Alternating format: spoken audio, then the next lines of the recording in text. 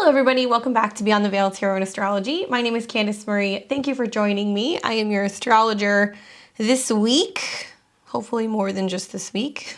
Today is December 6th, 2021.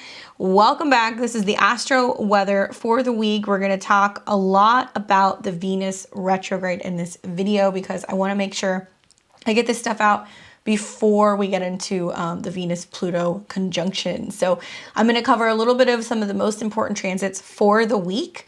I realized next week when I come back, I was just looking at everything happening. We're going to have a full moon coming and the Venus retrograde will have started. So I was like, you know what, we got to do this today.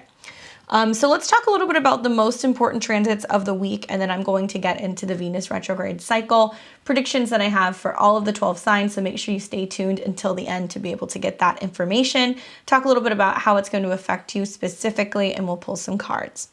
So the week kicks off with the 6th, that is today. And the moon is in a conjunction with Pluto and Venus. That's really the reason why I wanted to make this video today, because even as early as today, we're getting a little bit of an idea of kind of what the Venus retrograde is going to bring. So, you know, moon-Venus conjunctions, nice, sweet, right? But with the conjunction to Pluto, it's got a little bit more of a darker kind of tinge to it. So there can be much more themes revolving around control, obsession, sex stuff. I'm really interested to see with what's going on with some of these more not so mainstream trials that are happening, if you kind of catch my drift, and how some of that information is actually starting to be brought into light, because the moon is going to bring about some theme revolving around collective consciousness. Now, we're going to talk a lot about Pluto and Venus in that conjunction, but just for today, be aware of some more intense emotional situations that come about. Thankfully, it's tapered a little bit, right? Because we actually have Mars in Scorpio forming a very nice sextile to Pluto. So having Mars and Venus kind of in a sextile together, they're working together, they're digging deep, we're uncovering things, we're becoming more aware of some of these more Pluto themes in our life, where there are certain subjects, topics, situations, traumas, fears that want to be acknowledged. The whole next month and a half is really, I think, a lot about cleaning out our emotional closets and dealing with all of the skeletons in there that actually hinder us from being able to go deeper in love and commitment, connection, and intimacy. Intimacy is a big word when you think about Pluto. So with Mars in the sextile to Venus and also the moon, today is a really great day to make major cuts, changes, shifts. We're going to see Mars that's going to be in positive aspect with Venus really up until the 14th. But for right now, I think that to make the most of the transit today, if you're like, that's it, I'm quitting that job, I'm cutting that sugar out of my diet, I'm letting that person go, today is a really great day, or events that come up today are going to make that process of elimination much easier, right? So then we get to tomorrow on the 7th, and we see that Mercury in Sagittarius forms a square with Neptune in Pisces. We're already feeling that a little bit today. On one hand, the Mercury square Neptune can be very spiritual, enlightening, lots of dreams, intuitions, feelings. It can make us feel kind of divinely connected or inspired, right? So inspiration is what I think about when I see squares to Neptune. But under the guise of like honesty, clarity, facts, contracts, business, travel, all of these things kind of get mashed up by the square from Neptune, and things become very foggy. Remember, Neptune is now direct, so it's almost like somebody switched on the fog machine. We're trying to find our way, especially through some of these squares that we're experiencing with planets in Sagittarius squaring Neptune, because Sag, it can have a tendency to blow the situation out of proportion. It can have a tendency to get so lost in the bigger picture that it's hard to really kind of hone in and gain clarity. There can be falsities that also come with this transit intentionally. Thankfully, we have a Moon-Saturn conjunction in Aquarius on the 7th. So it's very sobering. There's something revolving around seriousness, commitment, facts. But also, I feel like it's more about maturity. So the nice thing is that once we kind of have further motion from the moon, you know, the 7th and the 8th, it is going to start coming into a sextile with the sun and Mercury. So it does kind of say through seriousness and like really zoning in on things and about how things collectively affect everyone, we can actually get an idea of the bigger picture. However, this same day, we are seeing that Mars is building into the square with Jupiter. So, you know, Mars in the sign of Scorpio is very passionate. It's very happy there. It's got a lot of energy there.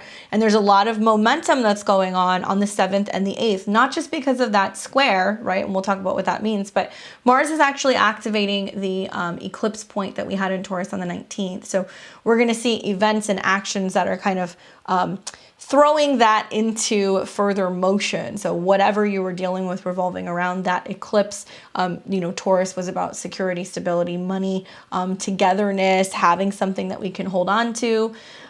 Mars is basically going to activate that, and it's going to create what would be an opposition to that point. So we're going to see events transpiring that we're still kind of coming off of that particular eclipse. Now, Mars square Jupiter in its own right is intense. It is boiling points. It's something literally that boils over. I think of like Mars in Scorpio as like hot water, and the square to Jupiter in Aquarius is more or less people becoming more unwilling to feel restricted, right? Jupiter is in a Saturn sign. So people want to travel, people want to go places, people want out, people are becoming restless because Aquarius is the masses. So kind of seeing this square shaping up, just be mindful, especially if you have any placements anywhere between, I would say, 25 and 28 degrees of the fixed signs. Watch for the square. It's going to be majorly activated on the 7th and the 8th this month. Now, on the 8th is when we see the square exact. We're really going to feel that punch with the moon coming into conjunction with Jupiter this day. So collectively, it's almost like, okay, there's an action that happens, we have to do it, but there's a bigger meaning, there's a better purpose, there's lessons, or there's travel, or there's socializing. It's like, man, I feel like the closer that we get to the end of the year, the more that people are going to be unwilling to want to succumb to any kind of mandates, lockdowns, anything like that, because this does kind of suggest that people want to party, right? They're fighting for the right to party, especially with all these placements that are in Sagittarius. Not too much going on the 9th. That day doesn't interest me entirely too much. But I do find some more transits that are going on the 10th. Now that'll be when the moon conjuncts Neptune in Pisces. Dreamy, creative, fun, romantic, spiritual, in tune. And I love that it's coming into a trine this day and the next day with Mars in Scorpio. I love that it's also making some very nice sextiles to both Venus and Pluto this day. Not totally wild about the squares that it's making to Mercury. Just a word to the wise, all week long, there seems to be some issues with clarity and miscommunications or mix-ups or with scheduling, with traveling, with schools, with education. I see like all of these Sagittarius planets, Sun and Mercury coming into squares with Neptune is like, you know, schools and institutions still trying to figure out, you know, what are the school schedules going to be next year. There's going to be probably some mix-ups and some issues revolving around airplanes, traveling, transportation, long-distance transportation, and also just a lot of illusions and things that are being covered up and not really being put on screens or out in the media pertaining lawsuits and legal situations. So you want to watch for like the smoke and mirrors this week. There's definitely going to be some distraction. I saw some like stupid stuff. I mean, I'm not a fan of watching the news. I don't watch the news, but occasionally I'll see things pop up where it's like, you know, oh my gosh, there's this big asteroid that's going to get really close to Earth. Okay, but like that's coming out while we're having some like really what should be mainstream trials being shown that just aren't. So look for situations where there's almost like distraction techniques that are going on that are trying to get the public's attention or focus away from things that relate to the legal or justice system. Now, I do think that there's going to be lots of themes revolving around challenges regarding traveling and the virus. So I'm waiting until we get some planets into Capricorn to see some more kind of solid facts or real legitimate information. Heck, I'm waiting until next spring until we see some legitimate information. But at least when we get Mercury into Capricorn, I think we're going to have a little bit more clarity and facts. I'm hoping. We get to the 11th, and this is when Venus makes her grand conjunction with Pluto. Now, this is an important part of the Venus retrograde process. This will be the very first Venus-Pluto conjunction. That's the kickoff to what ultimately will be several conjunctions to Pluto. So, you know, love versus fear, right? And so I think that this is an interesting theme. We're going to be really observing that a lot in the weeks ahead.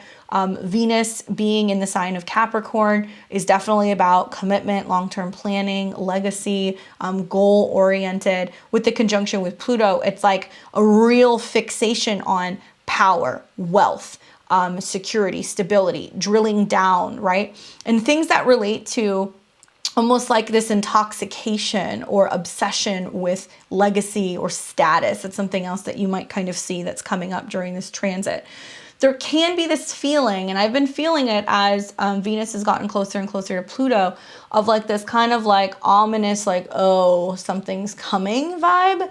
And it's not because we're coming off of the eclipses. It's more because Venus is going to spend an extended period of time conjunct Pluto. Actually, when she turns retrograde, it will be at about 26 degrees. So she's slowing down, and she's having this conversation with Pluto that's about uncovering things that may actually ultimately be hidden, toxic, sinister, or even things that are really keeping us from being able to go deeper in terms of love and connection. So there is some kind of transformative situation, obviously with any Venus retrograde, that Venus is going to go through. A Venus retrograde in itself is very Plutonian, right? Because Venus goes to the underworld. She spends her 40 days. She goes through hell and back. She returns and she's reborn. So that with the conjunction to Pluto is like doubly intoxicating, intense, sexy, sinister, dark. So we'll talk a little bit more about that. But this is the first day that you're going to feel that conjunction. If you have planets anywhere between 23 and 27 degrees of the cardinal signs, you are going to feel this square big time. Pay attention. All right. So then on the 12th of the month, we have the Sun in Sagittarius move into the square with Neptune, and that's softening on one hand. Great day for self-awareness, great day for meditation, great day for being by water, listening to music, connecting to spirituality, right? Because we think about Sun in Sag as that connection to our higher selves or God or philosophy or belief systems. Neptune also rules spirituality, but everything that's going on that's invisible. It's the invisible world. So this is a great day for inspiration, right? Especially I'm really loving Mercury and Sag coming, still kind of sitting in the sextile to Jupiter. So wonderful day for just spiritual enlightenment, philosophical conversations, you know, learning, educating. And I'm loving this conjunction that Mercury is still having to the galactic center point, where we are very divinely connected to that source, right, in the cosmos, where we are receiving information and signals that's very much in spiritual alignment. But I think also it relates to our higher self. So watch for those connections that you have on this particular day. So then on the, the 13th is when we're going to come back. One thing I do want to mention, and I'm going to talk about this a lot more in my next video because, well, we have a lot to get through today. Next week, we're going to talk more about the full moon, and we're also going to talk about Mars going into Sagittarius. So just a heads up, you know, the next video that comes out, I'll talk explicitly about what that means for all of the signs. But Mars will move into Sag. So if you're a Sag, Sun, Moon, or Rising, you're going to turn up the heat a little bit. Mars will come into conjunction with the South Node, so it's a loss of power. But also that is when we're going to really see things kind of turn up, revolving around tensions and situations that might involve conflict or self-defense, or even just this buildup of what almost kind of feels like combat energy, right? Hoping not, but we're going to see more of that in the second half of December. So those are the most important transits really for the week, with my emphasis really being on the Venus retrograde in Capricorn. And I have so many notes here for you guys. I'm looking at it and I'm like, I'm going to look like Charlie from That's Always Sunny. You guys know who that is. He's like pointing at the board and he's like going all over the place looking like a psychopath. That's going to be me. So let's break it down step by step and talk a little bit about the Venus retrograde and what to be expecting. Now, technically the Venus retrograde is not going to start until November 19th. So really, we've got a nice little chunk of time here before it's going to start, almost 2 weeks, right? But really, it's already been active. We've already been in the shadow period. So with every retrograde, the shadow period becomes enacted when a planet moves into the same degrees that it will actually retrograde back through. So many of us have already seen a lot of activity regarding this retrograde, at least I have, since about the 17th of November. That's when Venus first moved into the shadow period. Now, a Venus retrograde can be felt strongly, similar to a Mars retrograde or a Mercury retrograde. Why? Because these particular planets are closer to Earth. So we're going to see more action. And Venus usually only retrogrades once every 18 months. We think back to the last time that we had a Venus retrograde. It was happening in the summer of 2020, I want to say. Yeah, the summer of 2020 when it was in Gemini. All the twin flame people were like, because of all the second options that kind of sprinkled in. A lot of people switched partners and did their spiritual soulmate do-si-do that summer.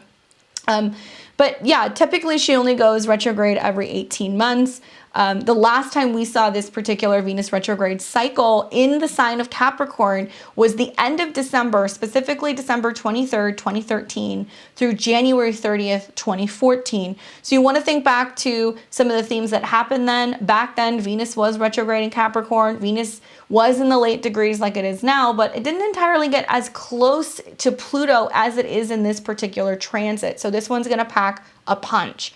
Now, Venus typically spends anywhere between 20, maybe 25 days in any given sign when she's not retrograding. So what's wild is that, you know, in this particular retrograde, as with all retrogrades, she will spend an extended period of time in one sign. So Venus is spending 4 months in the sign of Capricorn. So what does this mean? Let's break it down. Venus in Capricorn is an earth sign. You know, Venus is cardinal when it's in Capricorn. It's earthly, committed, grounded, traditional, patient, goal-oriented, serious, right? It's a Saturn sign. In Vedic tradition, you know, Saturn loves Venus. So, you know, people who have natal Venus in Capricorns, those of you guys who do, get ready for what may be an extended Venus retrograde period for you or an extended Venus return. So if you have your Venus anywhere between 11 and 26 degrees, you're going to have several Venus returns depending on where it is. So in that sense, it can be really powerful, right? For somebody who's got a natal Venus in Capricorn. And it can definitely bring up more themes relating to their natal Venus. Now, Capricorn is about legacy, status, control, long-term plans, big corporate business, government, people who may wear uniforms, anything relating to status and legacy. That's what I want you guys to think about. So older generations, older people, long-term plans, things relating to that. And this is going to be a particularly colorful Venus retrograde. So let me give you guys some dates if you're like, you know, okay, cut to the point, give me the most important dates. You guys want to write these down. So Venus has been in shadow since November 17th, 2021 at 11 degrees of Capricorn. So especially those of you guys who were born, you know, kind of like the early 90s who have some of those stelliums in Capricorn, those of you guys who have been experiencing, you know, Pluto conjunct your Neptune or your natal Uranus in the mid 90s, this is going to be a big transit for you to really pay attention to.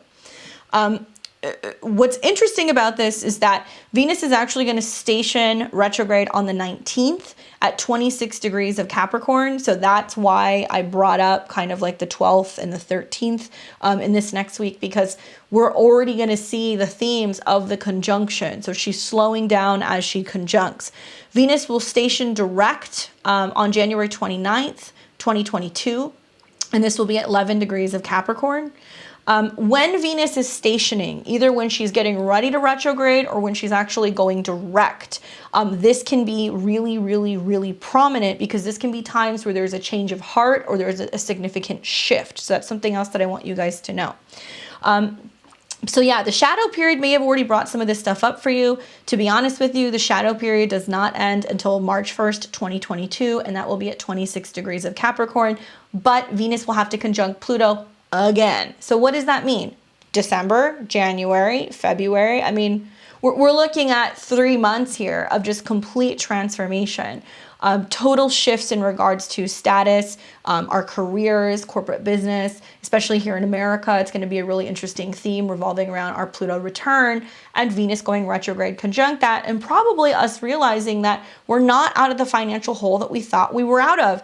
Jobs aren't coming back for some people. The government is going to realize that we're running out of money, and it's not going to be just another bullshit, oh, we're going to pass a bill, everything will be fine. We have this several trillion-dollar potential infrastructure plan that we're trying to pass, and the truth is we're just printing money. So inflation and all these other things are going to be a big theme. Certainly our budget and whether or not we can continue to keep bankrolling this, when the reality is that we really have not recovered economically. Really, most countries haven't. So that wave is going to kind of hit us, right? So here's some more important dates, and I will break it down obviously throughout the month and as we go through these transits between now and March, and I'll remind you of the important dates that are coming up. But the retrograde actually shadow started during the eclipse, right? So we think of the eclipse on the 19th that we had in Taurus. At the time, what we saw was that Venus was trine Uranus. So there was like a constructive value that was coming up that was inconsistent. And the moon, it was also a new moon in Sag shortly after that. So there was lots of changes in the cycles that were going on. Then today on the 6th, Venus returns to bounds. So basically she's now being seen. She's a little bit more visible in the skies. On the 11th of December, she will be, on the 11th, she'll be conjunct Pluto. So this is the first time that you want to start looking around and paying attention to what's going on and observing all of the darker things that are happening. Now, Pluto can also deal with like enemies and people who are kind of like villains. So, not to kind of, fear monger, but there can be these themes kind of coming up at this time. On the 19th, we see then the retrograde is going to start. So we're rethinking our approach to love and status and commitment and relationships and values, all of these Venus things. On the 25th of the month, Christmas, we are going to see that Venus will retrograde and conjunct Pluto. So this will be climactic, basically. We're going to see some major thing happen. We're going to be more aware of what changes or shifts in regards to our relationships, our values need to happen. And in a lot of ways, it's like assessing whether or not we want to take that risk. Now, then on the 29th of January, 2022, Venus will go direct. So that's definitely going to be a turning point. Now, something that I want to mention that's going to happen in between that is that on the 28th and the 29th, okay, I know I'm throwing a lot of dates at you, on the 28th and the 29th of December, this period is particularly interesting to me too, because Mercury will be in Capricorn and it will conjunct Venus, which is going retrograde. So it's like blast from the past, like hearing from the past, right? Hearing from people. So because Mercury is conjunct a retrograde planet, Venus, because Mercury is also coming into its own shadow because it will go retrograde in January, I feel like it's going to be really wild at Christmas. Christmas through New Year's, a lot of people who never got over a heartbreak, a lot of people who miss significant others from the past, a lot of people who were reminiscing and thinking about when the past was good. The past is going to come calling for many people, so be mindful of that. Also on January 8th, this is when we're going to see a Venus-Sun Cazimi. So basically similar to kind of like the Cazimi video I did with Sag, whenever you have a planet that actually, in this case, it's retrograding, but it's going to retrograde and be just in front of the sun. So I actually like this aspect. It's going to highlight something. Ironically, this is also going to be the midway point in the Venus retrograde, which takes about 40 days. And so I think that's going to be an important day on the 8th where something comes to light regarding what's changing and transforming with Venus, right? Okay, so then on the 29th, obviously Venus is going to station direct. Changes of hearts can happen. It'll go direct at about 11 degrees. Now, on the 16th of February, Venus will conjunct Mars in Capricorn. So Mars is going to be exalted there. Venus and Mars move together, these star-crossed lovers. It's going to bring about these natural instincts and passions and desires of where we're actually physically taking action and seeing the changes that we really talked about and discussed during the Venus retrograde. As with all retrogrades, we want to take time to reevaluate, take a step back, think about the past, and kind of formulate where we're going. But with a Venus retrograde, it's more emotions and feelings, right? It's relationships, which can take time. There is a process to a retrograde where something actually needs to be kind of brought down a few pegs. When planets are retrograde, they don't have the same energy. So Venus may become sluggish or lazy, or she may be more fixated on the past or more internal. And Venus is a sign that loves harmony, peace, relationships, marriage, commitments, money, indulgences, aesthetics. So when she's retrograde, there's a different side to her. It's almost like the rules don't apply, especially this will be interesting in Capricorn because Venus in Capricorn is very kind of focused on obtaining something or achieving something, right? Those of you guys who have natal, placements of Venus in Cap or maybe a Capricorn sun, moon, or rising, this may affect you more because you're usually heavily focused on, prestige and getting ahead in the grand picture. You're going to see the darker side of Venus that's going to come out, and it's going to be more slower, lazy, not as goal-oriented, or frustrated because you're not kind of seeing the forward motion that you're looking for. So rather than going against the grain, during a retrograde, it's really awesome to turn inward and be introspective and look at perhaps maybe where our values and our emotions are actually not lining up with our goals, and that we need to either readjust our finances, our relationships, or we need to readjust something revolving around our goals so there can be more harmony, right? Because Venus wants harmony. Then on the 2nd of March, finally, Venus is going to leave her shadow zone. So this is going to give you the green light to make all of those big cosmetic changes if you need to make those moves, sign those contracts, launch those businesses. Like, really hear me on this. From my perspective, and I remember when I was living in LA, I lived there for a very long time, I would pay attention to when there was either a Venus or there was a Mercury retrograde. And if a business was being launched during that time, or let's say they were opening doors or something was going on, I would always pay attention to see how that business would do. And sure enough, time and time again, I would find that it would be no more than 6 months, maybe a year, that particular business would actually go under or they would close. So especially in the sign of Capricorn, I would say for many people who are entrepreneurs or there's important launches or deals or things that need to be done, be mindful that this can be such an awesome time to have that all under construction, December really until about the beginning of March.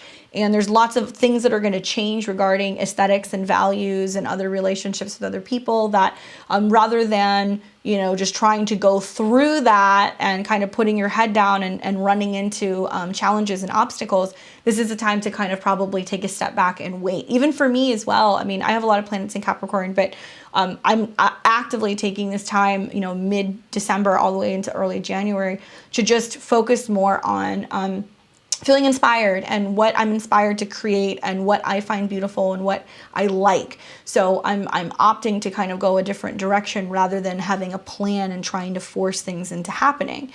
Heavily feeling the Venus retrograde shadow, especially the last couple of days. I was posting about it on my Instagram and everybody was responding, especially a lot of Venus in Caps. I was like, help, I can't stop drinking fancy white French wine and baking and all I want to do is just hang out and decorate for Christmas. That's what's happening. So I'm just trying to be aware of the Pluto themes and not overdoing it, but at the same time realizing that that would not be coming up so strongly for me if I needed to kind of shift perspectives and not be so consumed with work, right? And the effect that it has on me emotionally, where overworking has actually thrown me into this super lazy, sluggish state. When I'm not working, I'm I don't want to do anything. So kind of readjusting the balance there. All right, so let's take a look a little bit more on some of these notes that I have. Some things that I'm expecting in the world, and this is no surprise, but and I've said this in the past, I believe there is some huge shift coming with maybe a walkout, a movement, a strike. It may involve a union because it's still, Venus will still eventually trine Uranus. I don't think that we've seen the end of some of these challenges with the union negotiations. I think that we're going to have to really take a look and see if they're actually upholding their agreements and if union workers are feeling supported in any capacity, any particular union. I would say that I'm expecting major sex scandals, especially involving government officials, people of authority, older secrets becoming exposed, stuff that deals with people in power and where they have abused their power, what they've done with money, and not just in the past because it can bring it up, but it can be current. So it can be, I'm expecting some very shady and suspicious things to be going on politically and also financially, where this may be another period of time where government officials or people who are in higher levels of government are becoming aware that there is an impending economic kind of doom, and there can be insider trading and all kinds of other things going on where they are privileged to information, and they're going to be making moves based off of what's coming in the new year. So I'm hoping that between the Venus retrograde, also the Mercury retrograde, that this will come to light. And I've said this time and time again. We're going to get to about March through May of 2022, and I believe that it's almost like the truth is going to start coming out in regards to whether or not we can trust some of these people who we have, kind of put in place to run our governments, and whether or not really they're telling us the truth when they say they have our best interest at heart. Now, Venus can also deal with not just money and resources, but also health. And I think of it being in an earth sign and it going retrograde and conjuncting Mercury and lots of things revolving around health and the body, how much control governments are going to have, what legislation is being passed in regards to that, what information is coming to light that has been suppressed or not allowed to see the light of day. And these might be things that are really coming out, especially when the sun is coming into conjunction with Venus retrograde, or perhaps even the Mercury retrograde that will be in January. Now, when we see Venus conjunct Pluto, we see like this really dark, unconscious attraction to strong people, with power, big dramatic transformations of love, resources, values, relationships. But we also see things like killer love situations, obsession, stalking, fear of letting go, fear of loss, fear of death, fear of loss of control of power. So the Venus-Pluto conjunction in a way functions almost like a natal Venus retrograde, or maybe even like a natal Venus in Scorpio, or if you have Venus conjunct Pluto, you know exactly what I'm talking about. It's like the fear of letting go, or the fear of being seen, or the fear of somebody getting too close, or the fear of losing somebody, and how it brings up all these like really Plutonian kind of vibes. When we think about, at least mythologically, the connection to Venus retrograde and how we saw that, Persephone was actually abducted, taken from Demeter, taken to the underworld, and she was kind of forced to stay there and deal with some of these Plutonian themes, only to escape and get the opportunity to come back, and she came back reborn. So in a way, a Venus retrograde is always us kind of dipping our toe into the underworld and seeing the darker, more kind of darker, jealous, possessive vibes of Venus. But this one in particular, I think, is going to be like major bombshells over the next like 3 months that are going to be happening in our lives, not just collectively, but in our lives, of where we have maybe become so fixated on possession. And many of us are going to learn about the difference between possession and love. Many of us are also going to learn about the need to really become acutely aware of whether or not we love what we're doing for a living, if we love our job, if we are putting too much focus and emphasis on money and power and resources, or whether or not we're giving too much of our power away to some of these Capricorn people in our lives. So it can be elders, it can be governments, it can be our bosses, it can be abuses of power that has finally come to a boiling point, and the feminine, and I'm not just saying women, but the feminine is kind of going, that's it. This is not love. So something else that I was like thinking about, I was like, what does this like remind me of other than love versus fear? Because Venus is love, harmony, peace, being able to relate to other people. Venus wants us to relate, but Venus also, when I think of it, at least in like a Libra sense, Venus is also about what's fair. right? And fairness. And if Venus is not happy and she becomes kind of dissatisfied with the status quo of what she's had, she can then become very indecisive, or she can become very jealous or possessive or wanting other things or overly indulging. So themes of like overspending, overeating, cyber stalking, like all these things can like be issues that are coming up for some people in the next couple of weeks. Now, I think that in this case with the Venus-Pluto conjunction, Venus can either be the remedy or the poison, right? So I think of like Snow White, like the poison apple, right? Where, oh, I love you so much, here you go, take this.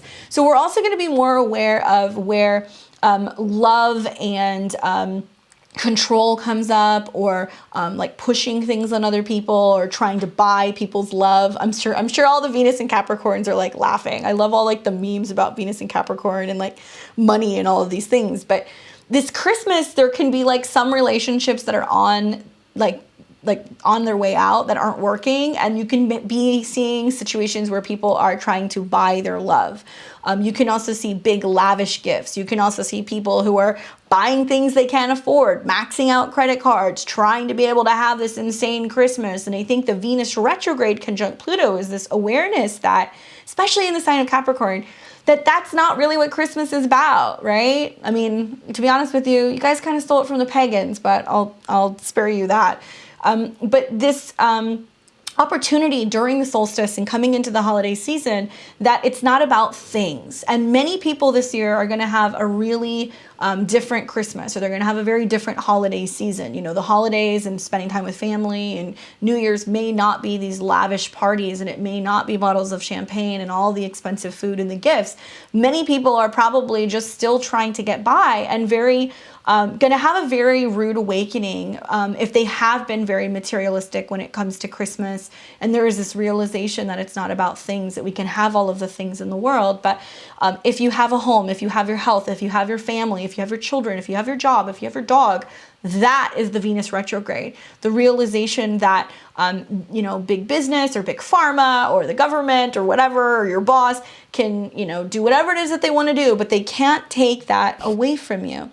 So I want you guys to look around on what's going on if you celebrate Christmas, or if you're celebrating any holidays towards the end of the year, and really practice appreciation and being humble, and also thinking about ways that you can perhaps even give back and help people who are in need. Especially I think about the sextiles that are happening between Venus and Pluto and the Sun to Neptune, that I think there's going to be all kinds of stuff exposed about how some of these people in elite society, or how some of these people in our particular governments are going out and having lavish parties, buying big gifts, things, spending money, knowing that there are people who cannot even afford to feed their families and are dying on the street. And so that is one thing that I think that I would really take a look at is, in a big scale, how some of these people who have orchestrated making decisions about how we live our lives, whether or not we can work, how we can make money, are living their life very lavishly. And I think people are going to really still be grappling post-eclipse with that North Node eclipse that we had in Taurus, revolving around issues with greed and materialism. So we're trying to break that down. We're trying to kind of clear that out. But all is fair in love and war when it comes to this particular retrograde, guys. That's the conclusion that I have come to. So whether this is you becoming aware of things in relationships and partnerships, or financially that just cannot go any longer, that need to either die off, be cut off, or be transformed, realize that once Mars shows up in Capricorn later in February, I think going into March, when that conjunction happens, actually it's going to happen mid-February. That's the severing, right? Because Mars and Venus and Pluto will conjunct. So there's opportunities also for amazing wealth and long-term goals and really important planning and things that might be really structured and solid moving forward into the future. But once Mars shows up into Capricorn and it comes into that conjunction with Pluto, there can be a severing. So there can also be this reoccurring theme, especially if you have a lot of Libra in your chart, if you've noticed, or Aries in your chart, if you've noticed during the retrograde that we had in September, October, that relationships weren't working, it's like now it's going to be the painful kind of realization that we need to cut some of this stuff off. Now, with all Venus retrogrades, I'm going to give you guys the same spiel. It's very much with this one, though. We want to be mindful of aesthetics, big aesthetic changes. I'm talking bangs, cutting your hair, shaving your head, dyeing your hair a certain color, doing any major permanent cosmetic shifts, permanent makeup, fillers, Botox. No major cosmetic changes or elective cosmetic surgeries. Do you want me to say that again? Pluto rules surgery. So if you're like, I'm going to go and get a Brazilian butt lift and get, you know, my boobs done and all of this stuff, it's like, ooh. I would not do that during the Venus retrograde, especially because I see Capricorn as something that is more conservative. So I feel like a lot of people, especially people who are combating issues that they have with aging, where they're like, no, I'm not willing to, you know, have, you know, gray hair, or no, I don't want the wrinkles. Like, don't go ham and like bleach your hair and go and get a bunch of work done on your body, because the likelihood is that you may not be thrilled with the results. Now, if it's normal upkeep, like you're dyeing your roots, or maybe you're getting your nails done, or, you know, personally, I wouldn't do fillers because it's going to have stuff to do with Pluto. I wouldn't touch needles, period. I wouldn't put any needles in my body or have any elective surgeries at all, at least until March. But if you're somebody who's been considering it or thinking about it, the next couple of months can be a really great time to ask yourself, can I afford this? Is this really going to make me feel more beautiful? Is it going to make me feel happy? Is it too expensive? Am I not acknowledging or accepting the process of aging? You know, that's the kind of the cool thing about Venus and Capricorn, is that I feel like there is some sense of regalness and attraction and beauty with the aging process. And because they have a tendency to already have really defined features, or be a little bit more mature, as they get older, you can't even really tell, right? So if you are a Capricorn, sun, moon, or rising, this is very important for you. If you are a natal Capricorn, this is very important for you. And I have actually seen a large number of clients that have actually shifted in the other direction, and they've been kind of like, you know what, I'm going to go a couple months without Botox and see how I look, or I'm going to let my gray streaks grow in. So if you're somebody who's like a Cap rising or a Venus in Capricorn, this can be an interesting time to kind of readjust things. Definitely don't go crazy and do anything, especially in regards to like, you know, repainting, you know, your house, or redecorating your home, or buying a bunch of furniture, or buying a bunch of art, or buying a whole new wardrobe. And it's going to be hard to resist some of these things, because with Venus conjunct Pluto, we want to buy, right? It's like Venus Pluto is super capitalistic in a way when you think about it. So the ads that are coming in this holiday season, the feelings of needing to purchase, needing to spend, needing to indulge, needing to, you know, consume, and consumerism and our relationship with that, I think, is going to come up in a very big way. So people may have some real brutal, honest awakenings when they're looking at their bank accounts and they're looking at their credit card statements, realizing that they're living a little bit beyond their means, or that they're willing to go into debt just to be able to feel better aesthetically about themselves. Now, what do we want to do? Oh, also Venus, relationships, marriage, commitment. I wonder, it's like holiday season, everybody's always like talking about jewelry and engagements and proposals, and you see that. I, for one, wouldn't recommend getting engaged, getting married, obviously proposals or anything like that, weddings, even wedding planning during the Venus retrograde. I'm going to give you the same warning that I gave lots of brides in 2019 when I told them, hey, I don't think your wedding's going to pan out. And certainly enough, that's what happened for a lot of my clients. Do not start your wedding planning. Don't start putting deposits, anything like that. I hate to tell you guys this, but there's more lockdowns coming. There's also more issues coming with the virus. There's going to be other things that are going to come up next year. While some parts of the world will remain open, you know, we maybe have it until about between March and May, and then the tide kind of starts to turn. So be realistic with what you're spending. Really make sure if you are talking about getting married or getting engaged, you can talk about it. If it's really something that you want to do, and if it's that significant and that important, either do it before Christmas or wait until March, okay? Don't be doing it over Valentine's Day. Even though Venus will be direct, I just wouldn't, or think about it through the holidays until you get to mid-February, if that's what's important. And I would say, yeah, just really, really think about that before doing that. Business mergers and partnerships too. That's something else that I would really reconsider. And I would at least try to wait till mid-February. But personally, I wouldn't do any of these things really until March. It's going to take 90 days, guys, okay? And so what's interesting is that, you know, to me, Capricorn is the goat. right? He scales the mountain, keeps going up no matter what, no matter how cold it is outside, no matter how steep or scary or challenging it becomes, the goat keeps going up the mountain. You can't knock him off. So I'm encouraging you, whether you have any natal Capricorn planets in your chart or not, it doesn't matter. There's going to be a stellium of planets in Capricorn between, the end of December and February. If you will join me in the 90-day transformation process, really starting now, anytime, if you want to start it now that we're building into a full moon, or if you want to wait until Venus conjuncts Pluto, join me in a transformation process for 90 days. What does that mean? Look at where Capricorn is in your chart. Look at what Venus rules, look at what Pluto rules, or just look at the house in general that will be under construction and be rebuilding towards the future and a future legacy. So it doesn't just have to be career because it's Capricorn. For Libras, it's going to be your home. For Aries, it's going to be your career. For Cancers, it's going to be your relationships. And there's all kinds of other, and we're going to talk about how it's going to affect you guys. But me personally, having natal planets in Capricorn, I have 4. And it's in an angular house. It's in my 4th house. I am literally going to take the next three months, 90 days to reconfigure all of that 4th house stuff, literally, but also spiritually and emotionally. And so I'm really excited because I feel like being a Venus-based person, it's literally going to take me that 3-month process to achieve my goal of having a bunch of changes in my home and having things organized and knowing where stuff is, but also purging and getting rid of stuff and not buying a bunch of stuff for the house unless I need it, and paying more attention to like emotional things that are going on or like plans in the future for my family or for my home. So I'm excited for that, and I hope that you guys will join me in that process, especially because I'll talk about it intermittently probably over the next couple of months, and I'm really excited to see a lot of physical changes, but emotional changes for me also come March of next year. So leave me a comment below and let me know where Capricorn is in your chart, where you are looking to do this complete overhaul and transformation and reach for higher octaves when it comes to love and future commitment and planning. I would love for you to join me. It'd be interesting to see how many people are willing to do this with me, and then we can share stories in March about how that actually transformed. So let's go ahead and get a little bit of insight into how this is going to affect each and every one of the 12 signs. So one thing I want to tell you guys is that, like I said, not only is it going to take time, but you also want to wait until Mercury enters into Capricorn. Mercury is going to go retrograde second half of January, and it will relay messages about these transformations, and we'll become more aware of the deeper patterns and where change needs to happen.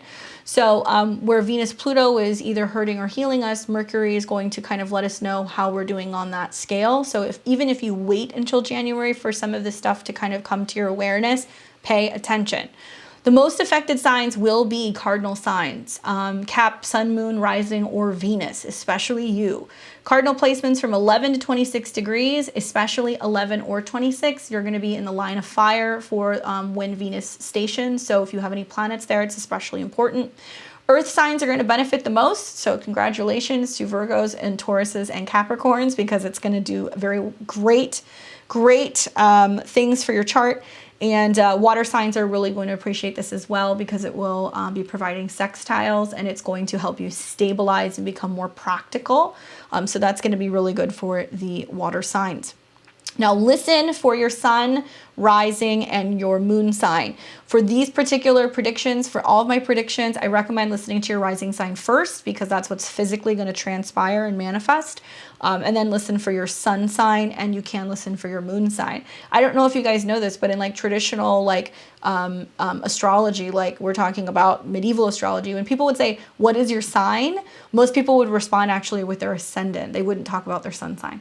So that makes a lot of sense when you think about it, especially like Hellenistic astrology and whole signs and the rising sign. So the more that I'm like getting into that, the more that I'm like, I really resonate more with my rising sign. So listen for that, and then listen for your sun sign.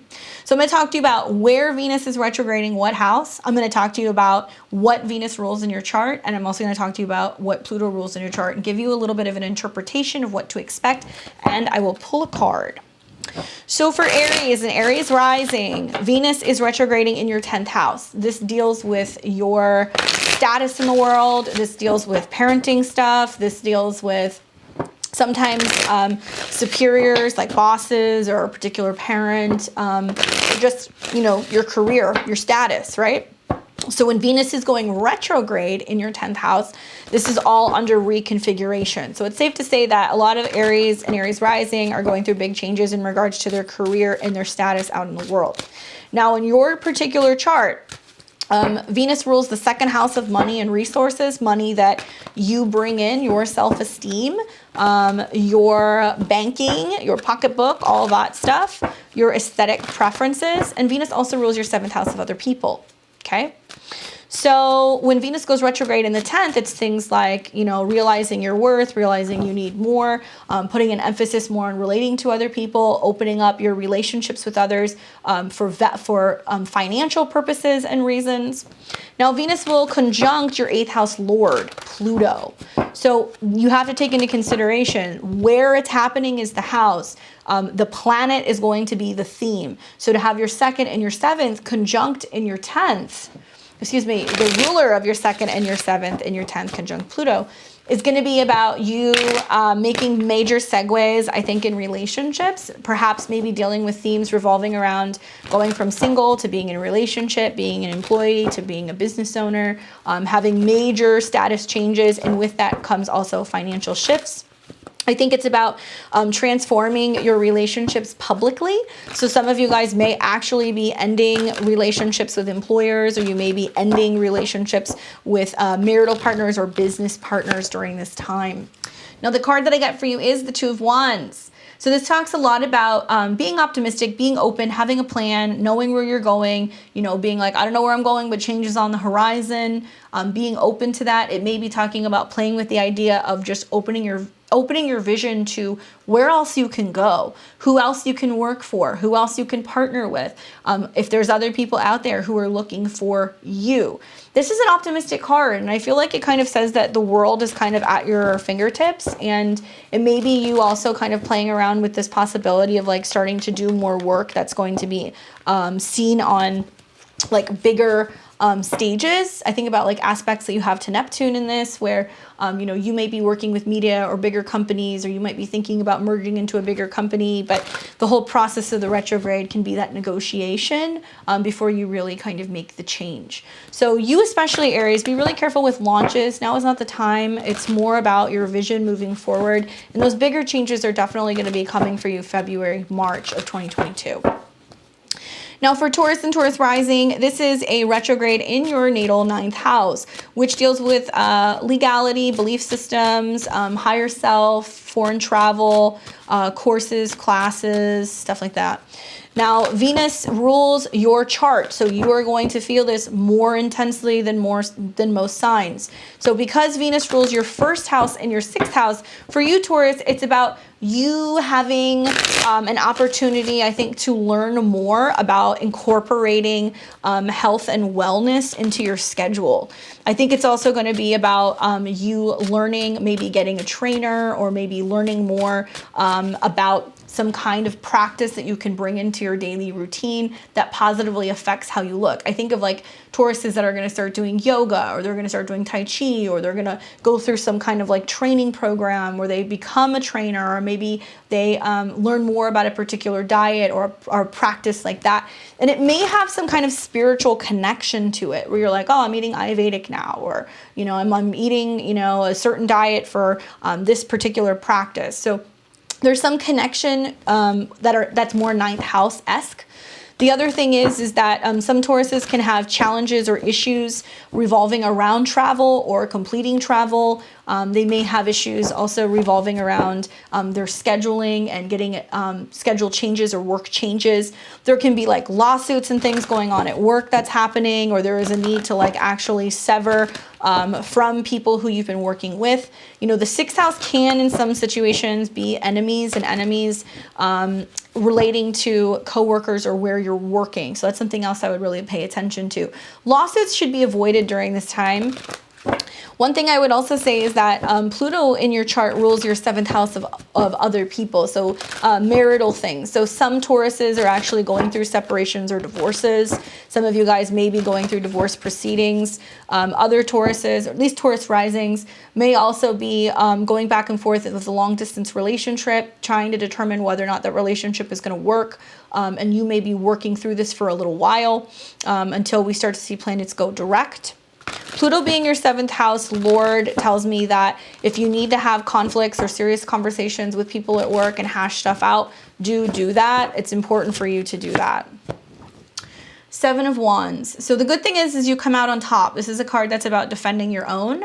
So if you get the impression that people are laying you off at work and they're doing it for reasons that are not legal, you're going to stand your ground. If there are things going on where you're feeling like you're falling off your health and your wellness, you're going to get back up. So I don't really see you suffering like some other placements may be suffering this month. I do feel like you're going to benefit from this because it is an earth sign. So it's going to make positive aspects and trines both to your either sun, moon, or rising, but also Uranus. So the possibility for sudden change and being able to improvise. So if there are changes in your schedule, if there are changes with traveling, if there are changes at work, you're going to be able to pivot and you'll be able to kind of pick yourself back up. But one thing I would tell you is really pay attention to your health, because I feel like other people can have a negative influence on your health, and it can be habits or mannerisms or even like just bad energy that affects you mentally or spiritually. And so if you're kind of noticing that you're having some health ailments or issues, I want you to take a look at some of the relationships you're having with other people. And if there's conflict or if there's some kind of like pushback, that might be the universe's way of clearing them out for you. So it's about also learning not to be defensive. For Gemini and Gemini rising, this is a retrograde in your 8th house of other people's money, resources, psychological triggers, trauma, death, taxes, resources.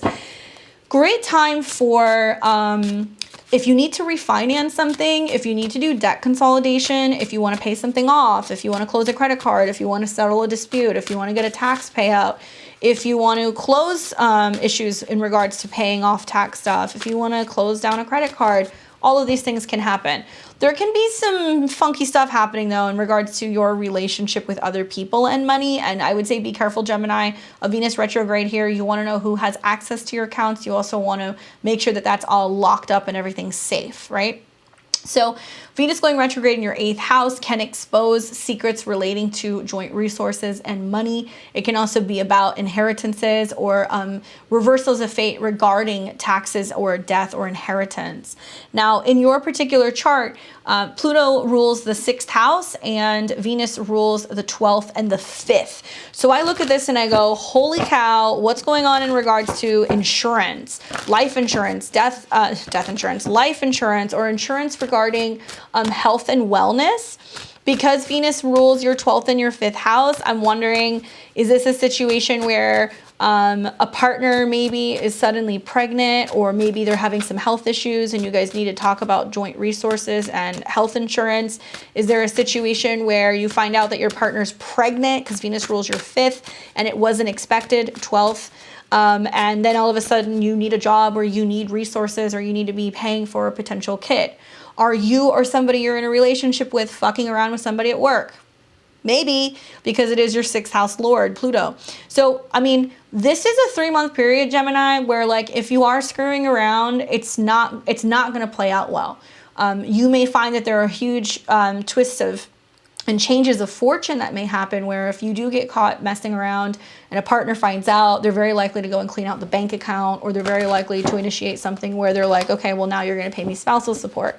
And it can go either way. The 8th house I've seen go either way. But I would say be careful about anything relating to sex and scandal. Be careful about anything in regards to money handling at work. I would definitely say you don't want to be having any hidden sexual or romantic connections if you're in a relationship. Equally, you also don't want to be blowing a bunch of money on a hobby and not telling a partner about it, because that can come out. There can be something about that comes out where they're like, what do you mean you're always gambling? What's going on?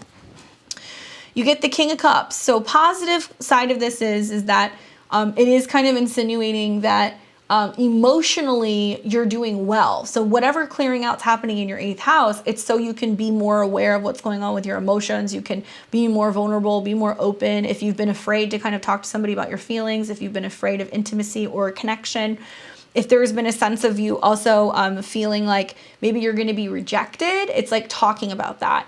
Especially because everything in the 8th house is everything that scares you and things that you don't want to be transparent about or be vulnerable. So vulnerability is going to get you very far in the next couple of weeks, Gemini. And I think that for you also, it gives you the opportunity to be more aware of like what you need for healthy relationships and healthy intimacy. You may be more emotional than usual.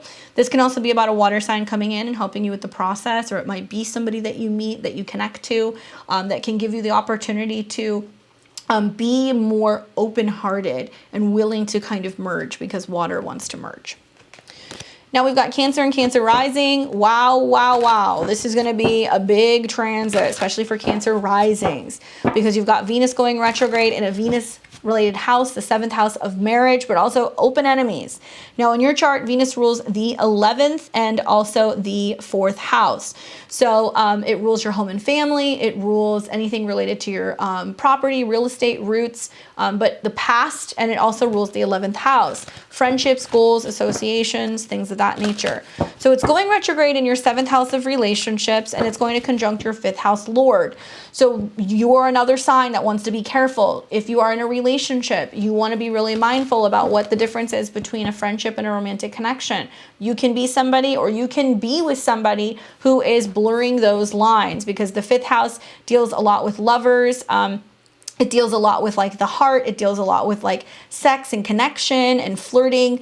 And I think the 4th and the 11th house can insinuate that either you're living with somebody and you see stuff where it's like, wait a second, are you really friends with them? Like, what's going on there? It can be a time also where there's a lot of back and forth that you're having with a partner about where you're going to live and what your goals look like for home and family, and what kind of a home you want to buy, or if you're moving closer to being near friends. Things like that can happen. Having friends over at the house, or your partner or your spouse's friends over at the house also can be a little weird, because you can feel like there's some like friction in some of those relationships. It can be that your home needs to change, maybe because you have a kid, because Pluto rules your 5th house. So you start kind of going, well, you know what, we want to have more kids, or maybe we're going to have kids. So what kind of a home do we need? Where do we move to? What do we do? Lots of different exchanges also with the family are going to come about. And it's just really important for you to just realize that for this to be happening on an angular house, it's to be very active, because it's not just going to affect your 7th house, which is your spouse or your partner. It's going to affect your home. It's going to affect you. It's going to affect your career. So whatever is going on with all of these conjunctions and these trines, or these conjunctions and these squares, is going to be like fireworks. Now, some of you guys may become aware of a relationship that's not working, or a relationship that's toxic, or somebody who's just not going to get over their issues. Or it may be a time where marital partners are leaving. It may be a time where really important people come in for you. Certainly the turning point for you in a very big way, I think, is going to be closer to February going into March. And that can be some definitive timelines as to whether or not you stay together, get divorced, get married, all that stuff. Definitely don't do that during the retrograde. Two of Cups is a positive card. It can be about growing closer to somebody really prominent coming into your life, somebody offering you something. So it can be proposals. It can also be commitments, joining forces, somebody who has something of value to offer you in the beginning of what might be a very big relationship. So Pluto isn't always like the big bad scary monster. Pluto sometimes can also be, the guy who comes in that really helps you change and transform the way that you look at relationships. So look for very powerful people who are coming in to help you with that process. For Leo and Leo rising, this is your 6th house. So a retrograde in your 6th house can totally change up your schedule, change up your health, change up stuff with your pets. Issues sometimes with coworkers can come up, but it's a house that's of service. And so when you go through a retrograde here, it's like you become more aware of how you should eat, how you should move, whether or not you need to organize something in your workspace. This can be the house that deals with endings of relationships, though. What it's really activating for you, Leo, is going to be your 3rd and your 10th house. So Venus rules those houses. It's how you communicate. 3rd house, it's how you work. 10th house, or who you're working with. So I feel like there can be some changes going on with like contracts or intense conversations you're having with people at work about what's working and what's not working. You can feel like bosses are kind of like a little bit more nitpicky. There can be more meetings. There can be more kind of plans going forward into the future. Now, I also see this as an opportunity to completely revamp what you're eating, your diet, your work schedule, your routine. If you feel like you're overworking, it's making the most out of the time that you are working, so you do have time for those other things you want to do, like meal prepping or working out or spending time walking the dog, whatever. So it's about getting your work schedule a little bit better under control, so that way you're not feeling so wiped out all the time. Now, it's going to be conjunct your 4th house lord, so it's also making you very emotional. And it's bringing up all kinds of stuff where maybe work schedules change because you've got a family member that's sick, or you need to take care of somebody at home, or you know, you're trying to reorganize your house if you're working from home, so you feel like you're a little bit better put together. That's another way that I could see that happening. 4 of Wands, positive card. It does talk about temporary victories and celebrations and reasons to celebrate, that maybe your schedule is changing a little bit so you can participate more in some of these life celebrations with people. This can be talking about also like habits relating to like drinking, socializing, going out, being around people. I think a retrograde in your 6th house is a great time to take a look at your habits. Am I eating too much sugar? Am I eating all the chocolate cake? You know, am I eating all the cookies? Am I going out and drinking a little too much? Am I having a tendency to overdo it when I'm socializing? And where do I need to scale things back? Especially if you're in a business where you're networking with people and you're going out a lot, there can be a sense of like that really finally kind of catching up with you and needing to make some of those changes. And where you have a tendency to indulge in things because of emotional challenges or just exhaustion from just working too much, okay? So now we've got Virgo and Virgo rising. This is your 5th house. So a Venus retrograde in the 5th house, the past can come calling back. There can be a sense of hearing from old lovers, hearing from old romantic partners, going back to old hobbies. There can be this complete reevaluation regarding children. If you have kids, it can be harder dealing with them during this time. You might feel like they're not as sweet or lovable. But a Venus retrograde in your 5th is great for reevaluating matters of the heart. And keep in mind, it's making positive aspects to your sign because you're an earth sign. It's making positive aspects to Uranus and Taurus. So there's many changes happening in regards to your beliefs about love and romance and creativity.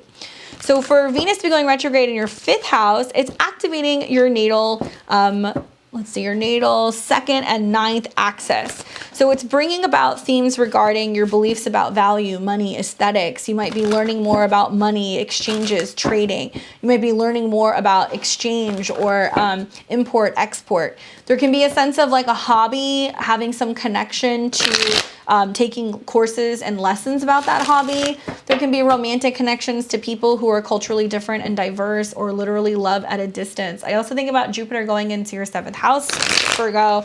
A lot of you guys are going to fall in love with foreigners or meet people who are different culturally, or they're from different places, or they live far away.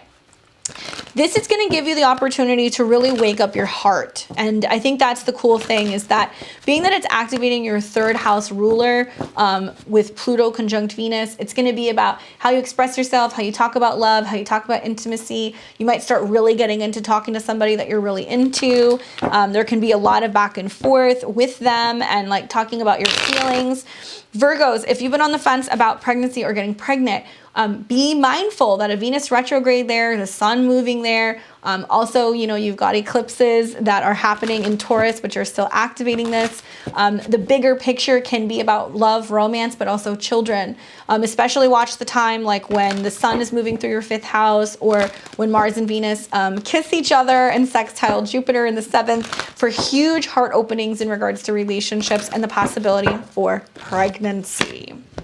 Ooh, 3 of Swords. So to me, it seems like, and this is just, you know, 5th house is dating. If there's been somebody who's been around that's just not making the cut, like let it go. This can be also you over focusing and thinking too much about what has happened in your past relationships and where you've been hurt and scorned and you're not willing to make changes moving forward, you really benefit from learning to let go of the past. You need to heal this, Virgo. This is something you need to do. You need to pull the heart, the swords out of your heart and be willing to play the game again. And so if you're kind of trying to get back into romance and dating, if you feel like you're suffering from a heartbreak, if there's something that happened in the past that you just can't let go of, this process is to help you with that and come into deeper connection with other people. Heart healing and inner child work is necessary. For Libra and Libra rising, Venus is going retrograde in your 4th house. It's activating your 8th and your 1st. So it deals with your physical body, your appearance. The 8th house is about other people, money, resources, transformation. And it also is going to be activating your 2nd house Lord. So how much money you're spending in the house, what your budget is, how much money you want to spend on renovating a home, buying a home, if you want to refinance something, what it's going to cost to pay something off. I could also see that this is huge transformations regarding around your emotions and, you know, Libra and Libra risings who have experienced more like death and transformation as a result of some of the eclipse stuff and the things that have been happening in your chart. It's about how you're dealing with that emotionally and big transformations in the family. So some Libras are going to experience family members transitioning. They're going to have to deal with estates or inheritances or receiving things from family. It's not always money. It can be real estate. It can be jewelry. It can be heirlooms. It can be also money because it's activating your 2nd house Lord. And how you're talking to a partner about what you do with those resources and kind of coming together stronger about financing something relating to the home. Now, one thing I would say to you is because Venus rules your 1st house, a lot of you guys are going to be thinking about what you want to change in regards to your appearance. Because you're a Venus ruled chart, you're going to get hit harder with this. So I would just recommend seriously, don't make any big changes. The changes that are happening in your 4th house are happening with you emotionally within your home and your family. And when those transformations happen, then you're going to start to see the physical shifts. So if you've been bogged down by family issues, you're going to be able to like start to release that. There can be reconciliations with family members, or there can be turning points where you're like, that's it, I'm letting this person go. But don't make any big physical changes. A lot of the emotional shifts are going to actually, you're going to be able to see it on you that there's like a weight that's been lifted. And a lot of this, because Venus is conjunct your 2nd house Lord, it's about what you're eating. So, you know, making changes in getting all the sweets out of the house, or, you know, changing what you're eating. And like that has a huge effect on your physical appearance. I get Justice. Perhaps it's about rebalancing your scales this year or this month and thinking a lot about how much you're putting out versus how much you're receiving. Financially, love-wise, energetically, things like that, that you need to kind of readjust something. This also talks about the scales of balance being readjusted in karmic matters. So Venus going retrograde, your chart ruler in the 4th, is, you know, if you've always had that kind of crappy situation with a family member, and, you know, you finally realize like, you know what, it's time to cut them loose, then this is the time to do it. It's like karma being doled out. So Libras who end up having more positive, harmonious times with Venus in your 4th house the next couple of months, may bring you the home you've always wanted, may bring you the inheritance you deserved, may bring you the divine partnership and the family that you've always asked for. But if you're seeing that things are going negatively, it can also be that there's something out of whack and there's something that's needing to be cleared out. Karma is neutral. It's neither good nor bad. So with the Justice card, it's saying that it's a time for not just giving, but also receiving and kind of balancing that stuff out. So if it's a time for you to receive, you will. If it's time for you to give, you'll have to give. For Scorpio and Scorpio rising, for you, this is your 3rd house. That's a retrograde. So it deals with communication, short distance trips, contracts, gadgets, phones, your thoughts, how you communicate, and also social media. So when there's a Venus retrograde here, it's going to be activating your natal 1st house, Lord, Pluto, and also your 12th and your 7th. I see a lot of Scorpio risings are going to do a social media cleanup. where they're going to be like, I don't want to see this person's stuff anymore. Or, you know, I don't want to be having that constant reminder of this thing. And they might clean out their address books, or clean out their contacts, or clean out their social media channels. That might be something they do. But they also are going to have a sense of charisma, right? When Pluto is in your third house and it's conjunct Venus, people might become really interested in your videos, your content, your media, what you're putting out there. So there's this transformation where it's like, for Scorpio risings the next 3 months, if you're somebody who has like a YouTube business, or if you're somebody who has a business where you're doing some kind of writing, or you have a podcast or anything like that, you're going to really kind of capture the attention of your audience. So that's the positive side of this. Your words and how you communicate and express yourself have more potency. They have more power. And because it's matching up with your 7th and your 12th house Lord, it's also about how you are paying more attention to the subtle kind of reading between the lines stuff. 7th house can bring about conflict. So Scorpio risings are going to have interactions with close friends or siblings or aunts, uncles, maybe neighbors, where there has to be exchanges revolving around things that might be bothering you that need to be addressed.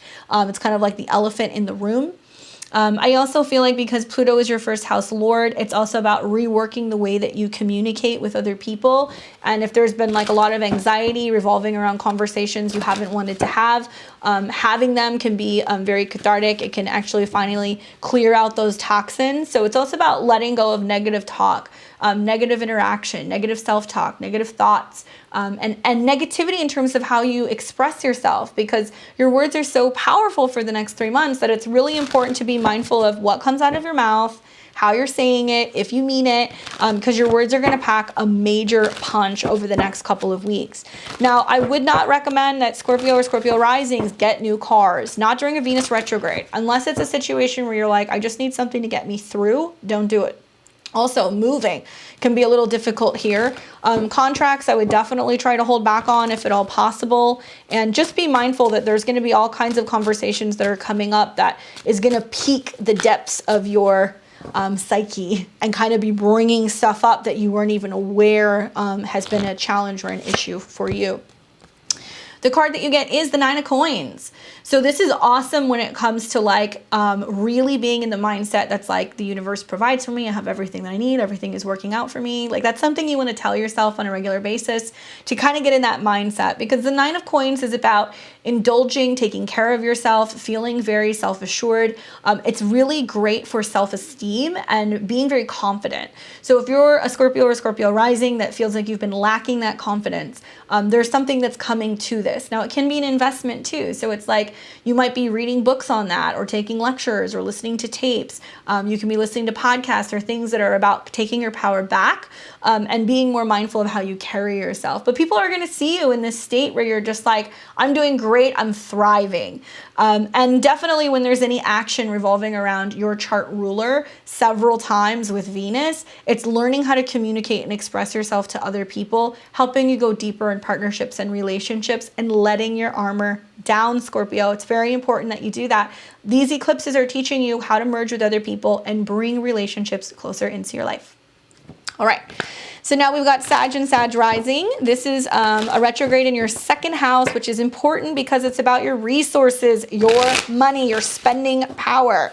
And it's going retrograde conjunct your 6th and 11th house Lord. So this is about your day-to-day routine. This is about health, your diet, what you're eating, friends, all under the guise of the 2nd house. So it's how much money are you spending going out with your friends? How much money are you spending on your food? How much money are you spending on your cosmetic routine? Does it really line up? Are you working only to be able to provide these things for yourself? Do you need to cut back on your money? Sag, this is a month where you really want to pay attention to your spending, big time.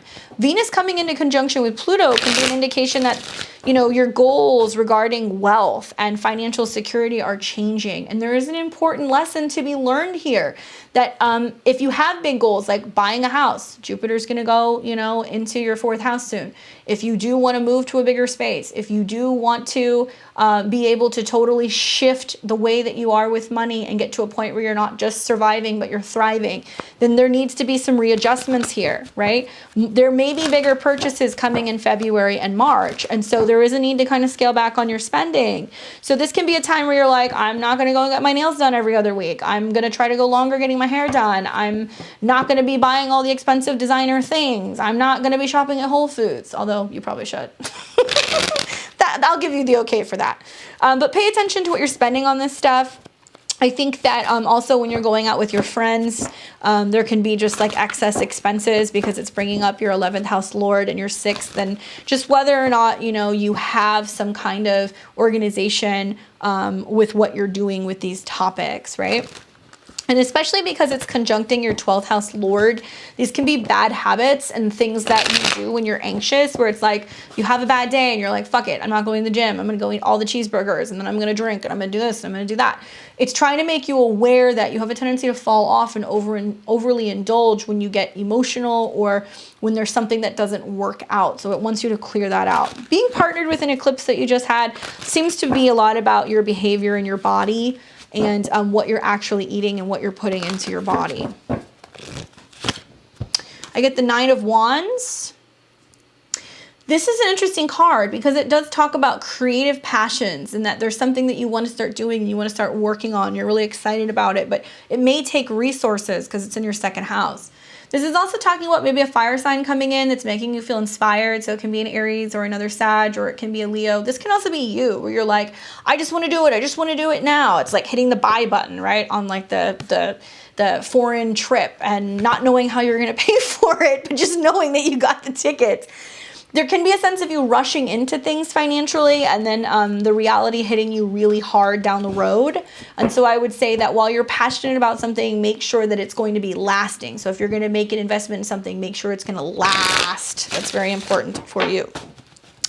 Capricorn and Capricorn rising. This is so important for you because this is a retrograde in your personal sign. So it's happening in your 1st house. It is activating both your 5th and also your 10th house. So this is all going to be about creativity, romance, children, right? Dating, 5th house and 10th house. To me, this is like, whoa, some Capricorns are realizing that at this point in their life right now, there's huge changes happening revolving around parenting and leveling up. So whether that's telling somebody I love you, whether that's falling in love and committing to them, whether that's deciding to have a child, there's big themes here. I think that being that the retrograde is happening in your 1st house, it definitely affects your body or your appearance. So a lot of my Capricorn risings have announced recently after the eclipse that they're pregnant. So this can be about your body changing, how you're changing the way that you dress, how you carry yourself. And this is going to involve your 11th house Lord, where because the retrograde's in your 1st, you become very passionate about your goals, where you're going, what you're doing creatively, what you want to create, what you want to show the world. You are so, for the next 3 months, going to be under major reconstruction. You are one of those people who I would say, don't do any major transformations. It's going to take about 3 months for that to kind of show and come through. Be patient with yourself. If there are changes you want to make with your body, I would say make sure that it really resonates with you and maybe make those moves closer to March. This can also bring about just a sense of you like speaking your goals and your dreams into fruition because it involves Pluto 11th. So the power to be able to manifest what you're wishing for. And whether that's like, I wish to have a baby, I wish for my, my job to segue into having more independence so I can run my own thing and be successful. Whether it's wishing to be able to really finely tune a hobby and turn it into a side hustle. Be mindful of what you're wishing for. Temperance says take your time, and that there's a need for you to still work through, I think, the eclipse that happened in your 12th house recently, where there's like all these ideas and dreams, but they need a little bit more time. The Temperance card is like the crock pot. So it's kind of saying like, let things kind of balance out. Let it take some time. It's going to take time to go through this transformation, all in due time. This is also about possibly like sobriety. So some of you guys might say like, I'm going to be practicing sobriety, or I'm detoxing, or I'm cleaning my body out, or cutting out sugar, or I'm practicing kind of finding more inner balance with myself. whatever it is, there's some healing too that's going on. So there can be emotional healing or quite literally physically healing, especially if you're Cap rising, if you're going through like some health challenges. You might really need more downtime and you need to be practicing just kind of rebounding. So that way, when you give yourself up until March, you can really see some of those changes, especially like physical therapy or weight loss or weightlifting or anything regarding like the bones. You know, if you're having to heal a bone, it's going to take time. So now we've got Aquarius and Aquarius rising. This is a retrograde in your 12th house, so it is very spiritual and it can be a little otherworldly. Now it's involving your 4th and your 9th house rulers, and it's being activated by your 10th house lord, Pluto. So when your 4th and your 9th house are kind of teaming up in this 12th house, I wonder, are you considering moving to another country? Are you considering moving, you know, to a distant place, to a distant city? There can be lots of conclusions in relationships, especially if you're somebody who's been in a long distance relationship. This can be the make it or break moment where, you know, you need to take the next step and actually relocate to be closer to them to facilitate that. There can be more things going on where you feel a little separate or isolated from the world, and you may be feeling that really up until about March. Some of you guys may experience an extended period of time away. 12th house can be like in a hospital. It can be in another country. It can be in a healing center. It can be, you know, in a remote area by yourself alone. So if you're just like, you know what, I want to spend the next couple of months out in nature. I want to go and stay in a place and have that opportunity, you may. So it can be great for like going and doing that for a couple of months if you have the ability to do that before you're really ready to feel like you're reborn in the new year.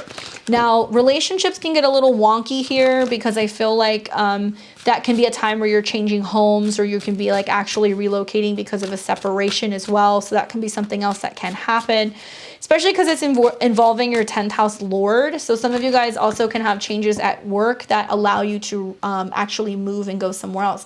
Big theme for Aquarius risings, especially in the new year. You're going to see this in January, February. You're going to see this in May. Eventually, there's a relocation that will happen for many Aquarius risings next year when the North Node comes into conjunction with Uranus. So change is inevitable, even if it's not happening right now. We have the Knight of Pentacles. So this is about taking your time, processing things, thinking it through before you make a move. So if you are planning a move, it's like financial planning, it's like mental, emotional planning, it's doing your research, taking time before making that segue and actually venturing off into something new. This can be messages that come to you that's also about money and resources. So this is important. It's not activating any of your money houses, although Jupiter is going into your 2nd house. So that's going to be really good for money and resources, especially you will see this in March of 2022. So maybe it's like financial planning before you make that move. Maybe it's like being really cautious as you approach the prospect of taking a new job or relocating. This can also be about an earth sign that comes in to help you. So it can actually be a Capricorn or a Taurus or a Virgo that helps you through the process of segueing and actually making this transition.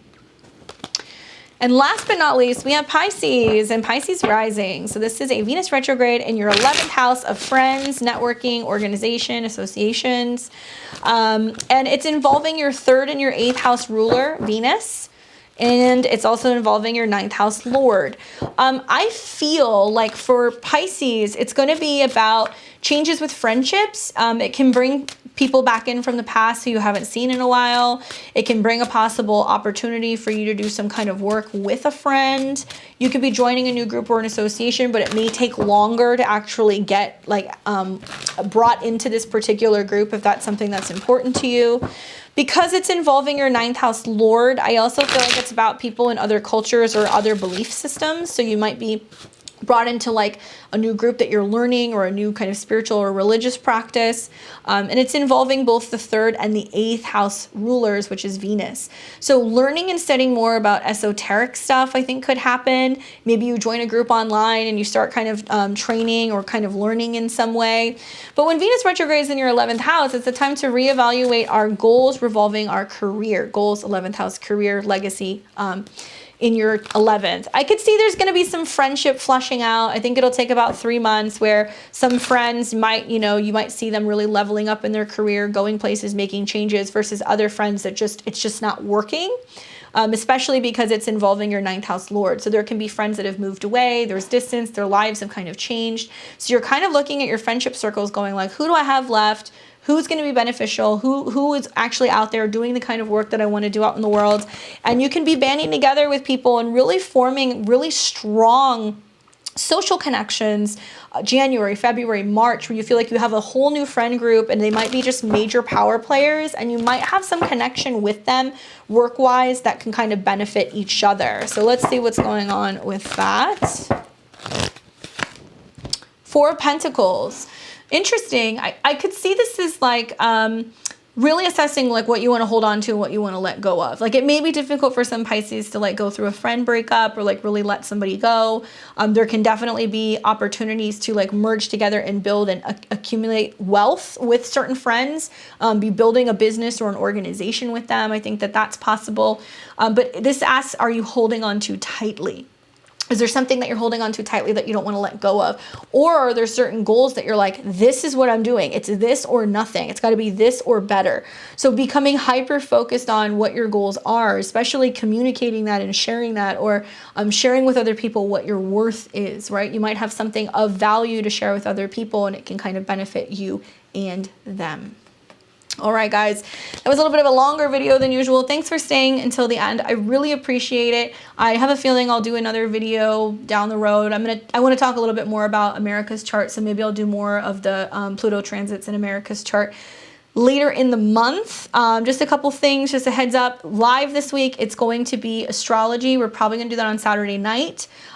Stay tuned. I'll be putting that up on my channel later this week. So if you are one of my level 3 subscribers and you want to ask a question, it'll be astrology week. If you're not a subscriber, please consider subscribing. You make it possible for me to continue to keep doing these videos and doing my research and everything that I put into being able to put this together.